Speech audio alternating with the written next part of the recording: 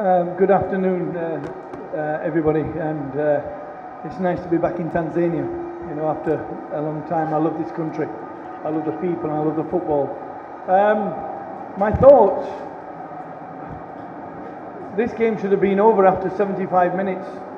We had 4 good opportunities. We controlled the game. I thought the players were fantastic. The way that they moved the ball, the way that they opened up the Yanga midfield and was able to get in behind their back 4.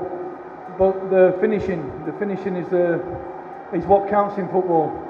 And unfortunately, you know, the occasions that we have good chances, and I mean good chances, unopposed chances, and we don't take them chances, then you're always going to be under pressure from the Yanga, especially from the supporters. Once they get behind them, it lifts the team. It's amazing, and they get the ball from a breakaway and score the first goal.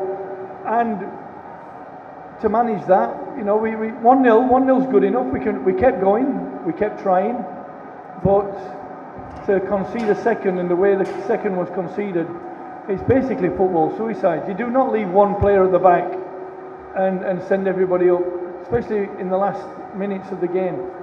But I can't fault the players for their energy. Sometimes the football that they played were fantastic. But once again, it happened at Pyramids away in Egypt. We had 4 good chances to score and we only scored 1 goal. Today we didn't score any, and from people who are on form, from people who are trying to get golden boot in CAF, in the confederations, they've got to do better. And maybe the players were overwhelmed by the supporters here at Yanga. But honestly, I thought there was only one team, especially in the second half. Towards the first half, we got into the game.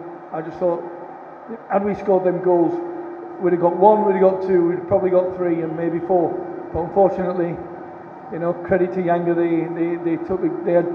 I think they had 2 shots at goal in the first half. Ruby's there to save them, and they had 2 shots, 1 at the bar and 1 scored, and then obviously the breakaway at the end.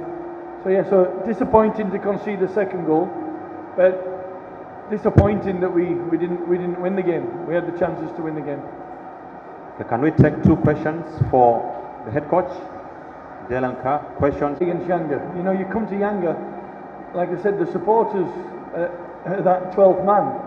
You know, and I thought we handled the game defensively the first half very, very well, but we didn't really play at our tempo. You know, we kind of slowed the game down, which then allowed Yanga to get him, you know, into a good shape.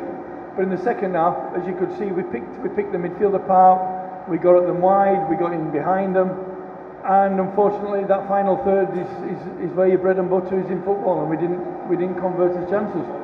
You know, the breakaway for Yanga's goal, we said in the briefing that we've only got a couple of players that can actually, you know, cause you problems.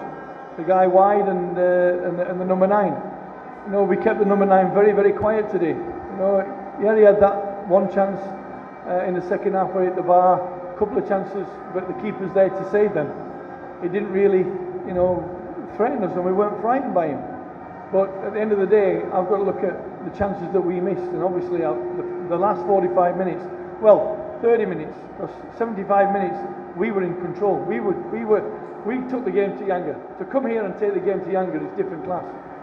Unfortunately, don't score goals, you don't win games. So now we've made it very, very difficult for ourselves, conceding that second goal. But the players in that dressing room are very optimistic that we can still get a result in South Africa. Okay, final question for the coach. Congratulations, coach.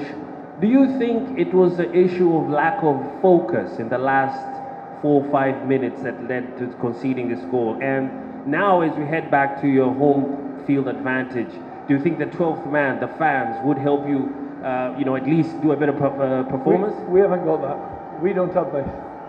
We don't have this. You know, this is what I said to them. I made sure that the players knew what kind of atmosphere this was. You know, and it's not intimidating like North Africa. You know, these fans enjoy it. There's not that kind of, you know, intimidation factor. You know, there's no flares, there's no fireworks. But I filled them in on how these supporters, as you know, both Simba and Yanga are very, very well supported. But I'm not on the bench, and I know how to do things on the bench. That last 5 minutes, you know, we don't have to try and force his way back in. You know, 1-0 we'll take. You know, I don't fault the players. They kept going.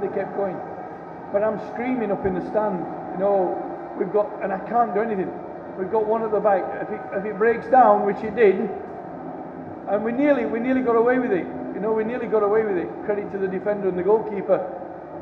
He managed to get up and put the ball in the net. But I can't follow the players keep going. I mean, we've played, I think, 11 games in 34 days, and we've travelled to 2 different African countries. I can't fault the players for their effort and the energy. What I can fault them for is what we do time and time again in South African football. In African football, we don't have the quality striker that can finish, that can get 20, 25 goals. Alfinger Haaland, how many goals has he got?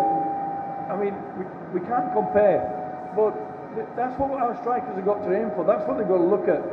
But like I say, it's very difficult when I'm in the stand with the Yanga fans, who were good, by the way. They were very good, by the way. You know. Okay, thank you so much, Coach. And we shall be back for the post-match press conference for the coach of Young Africans. Thank you. The mixed zone is going to be set up, and you can make use of it as well.